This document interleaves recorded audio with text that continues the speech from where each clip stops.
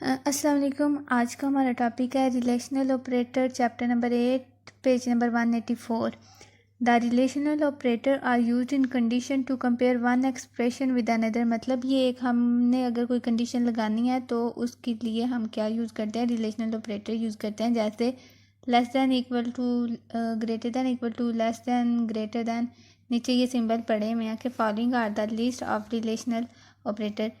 तो इस टेबल के ऊपर ही सेंटेक्स लिखा हुआ है इसका, where expression operator value. Where expression क्या, जो हमने जिस वैल्यू के साथ हमने कंपेयर करना है दूसरी वैल्यू को। इसकी एग्जांपल है write a query that display name, job and department of all clerk. के हमने वो जो बंदे क्लर्क हैं उनका हमने नेम, जॉब और डिपार्टमेंट शो करवाना है। तो select name, job, department from employee. ये जो EMP है, employee table, where job is equal to clerk. और ये इधर रिलेशनल ऑपरेटर लग गया, ये कंडीशन लग गई है। तो जब ये सारा प्रोसेस, ये क्यूरी अप्लाई होगी तो हमारे पास क्या रिज़ल्ट आएगा कि जो बंदे क्लर्क हैं सिर्फ उनका हमारे पास डाटा आएगा, नेम आएगा और डिपार्टमेंट नंबर और जॉब आएगा। नेक्स्ट है write a query that display all department name with department number greater than 20। जो हमारा डिपार्टमेंट का टेबल था उसमें जो डिपार्टमेंट नंबर्स थे, पीछे था वो टेबल, तो उसमें डिपार्टमेंट नंबर थे 10, 20, 30 और 40। तो अब हमने क्या शो करवाना है कि जिसका डिपार्टमेंट नंबर 20 से ज़्यादा है। तो क्या हुआ, सिलेक्ट डिपार्टमेंट नेम और डिपार्टमेंट नंबर। ऊपर है हमने शो करवाना है डिपार्टमेंट नेम और डिपार्टमेंट नंबर फ्रॉम डिपार्टमेंट के टेबल से, where department number is greater than 20। तो जब ये क्यूरी अप्लाई होगी तो हमारे पास रिज़ल्ट आएगा, जो डिपार्टमेंट नंबर 30 आएगा और उसका नेम आएगा, डिपार्टमेंट नंबर 40 आएगा और उसका नेम आएगा। अब आ गया comparing one column with another column. मतलब कि हमने एक कॉलम को दूसरे कॉलम के साथ, एक कॉलम की वैल्यू को दूसरी कॉलम के वैल्यू के साथ कंपेयर करना है, उन दोनों पे कंडीशन लगानी है।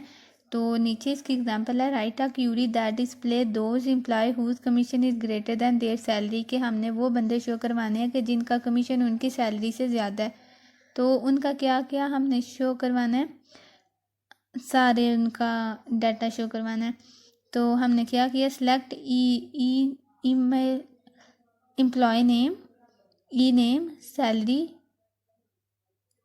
Commission from employee where commission greater than salary. हमें ऊपर जो स्टेटमेंट है उसमें उन्होंने बताया कि जिनका कमीशन उनकी सैलरी से ज़्यादा हो, तो वो हमने कंडीशन लगा दी। तो जो पीछे एम्प्लॉय का टेबल है उधर जाके आप चेक कर सकते हैं चैप्टर के स्टार्ट पे। तो उसको देख के जब हम देखेंगे तो ये सारी जब क्यूरी अप्लाई हुई है तो ये एक ही बंदा है जिसका कमीशन उसकी सैलरी से ज़्यादा है। नेक्स्ट आ गया logical operator. Logical operator are used to evaluate compound condition. The logical operator and not, and or are used to give two or more condition in a where clause. मतलब logical operator हम क्या कब use करते हैं, हमने जब value उन किसी दो वैल्यूज़ को आपस में कंपेयर करते हैं और उसके अंदर की हमने वैल्यूज़ हम शो करवानी होती हैं। या दो कंडीशंस है, हमने वो दोनों या तो ट्रू हों, जो एंड ऑपरेटर है, अगर दोनों कंडीशन ट्रू होंगी तो हम स्टेटमेंट एग्जीक्यूट करेंगे, और अगर आर ऑपरेटर है उसमें से दोनों में से कोई एक भी ठीक हो गया तो हम उसका रिज़ल्ट लिख लेंगे। नॉट ऑपरेटर अगर कंडीशन ट्रू है तो उसे फॉल्स शो करवाएगा और अगर फॉल्स है तो उसे ट्रू शो करवाएगा। आगे एग्जांपल है write a query that display all clerk who earn between 1000 and 2000। तो इसमें था कि जो उन क्लर्क को शो करवाएं जो 1000 से 2000 के दरमियान जिनकी सैलरी है। Select employee name, employee number, job, salary from employee where sal between. ये वेयर सेल बिटवीन ये क्या हो रहा है, इधर कंडीशन लग रही है 100 एंड 200। आगे एंड हमने क्यों लगाया है कि जो ऊपर है कि that display all clerk show करवाने हैं हु अर्न बिटवीन 1000 टू 20,000। तो अब हमें दो कंडीशन है कि हमारे जो डाटा शो हो वो उनकी जॉब क्या हो क्लर्क हो, और जो उनकी सैलरी हो वो 1000 से 2000 तक हो। तो जब हमने वेयर किया सेल बिटवीन 1000 एंड 20,000 2000, तो ये जब एक कंडीशन होगी लास्ट वाली, और हमने शो क्या करवाना है, क्लर्क करवाना है, क्योंकि हमने नीचे मेंशन नहीं किया। तो नीचे जब हमने एंड लगाया, एंड क्या हो गया, लॉजिकल ऑपरेटर हो गया, job is equal to clerk. अब जब डाटा हमारे पास शो होगा जिनकी सैलरी 1000 और 2000 के सेंटर में होगी तो वो शो होगा, और उसके बाद जो जिनकी जॉब क्लर्क होगी वो शो होगा।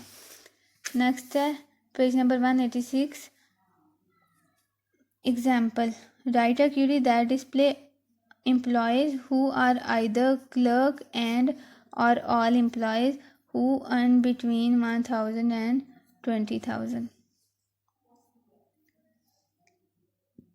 Select employee name, employee number, employee name, job, salary from employees। आगे है where, कंडीशन अभी हम लगा रहे हैं कि इनकी वो वाली कंडीशन जो पहले पीछे लगी है 1000 से 20,000, और job is equal to clerk. ऊपर उन्होंने बोला यहाँ तो वो कोई क्लर्क हो, यहाँ दूसरे एम्प्लॉय हो, तो हम इधर हमने क्या किया, और का लगा दिया। अगर वो क्लर्क हैं तब भी शो करवा दो, अगर क्लर्क वाली कंडीशन फाल्स होती है तब भी शो करवा दो। जिनकी मतलब ऊपर वह एक हमारी कंडीशन आ रही है कि जो हमारी सैलरी है वो कितनी होनी चाहिए, 1000 से 20,000 तक, 2000 तक।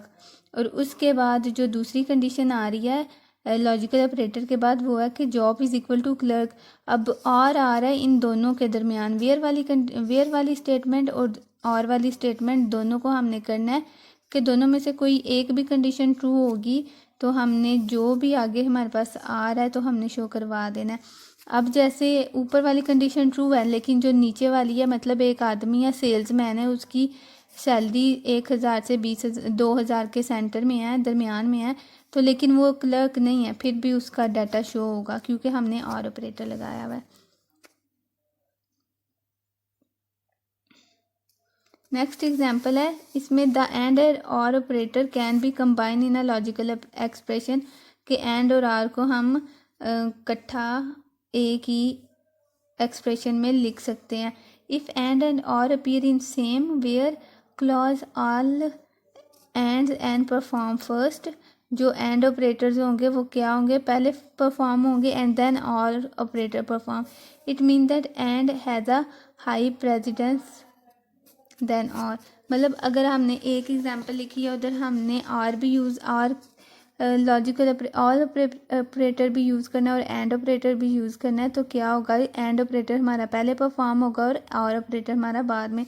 अब इधर हमारे पास है सिलेक्ट, एग्जांपल है select employee name, employee number, employee name, job, salary from employee where salary is greater then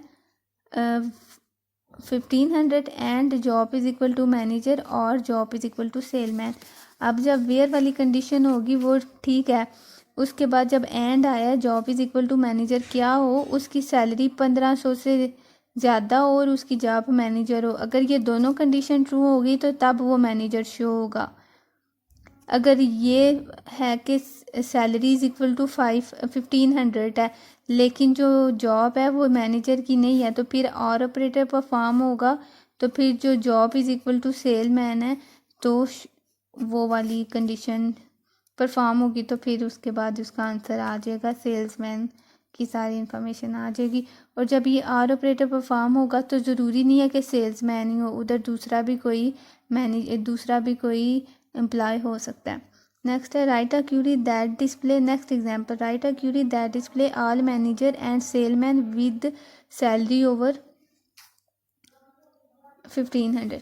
अब हमने क्या करना है, मैनेजर भी शो करवाने हैं और सेल्समैन भी शो करवाने हैं जिनकी सैलरी 1500 से ज़्यादा है। वही जो ऊपर उन्होंने दिया हुआ है, ऊपर वाली एग्जांपल है वो वाली, हाँ जी।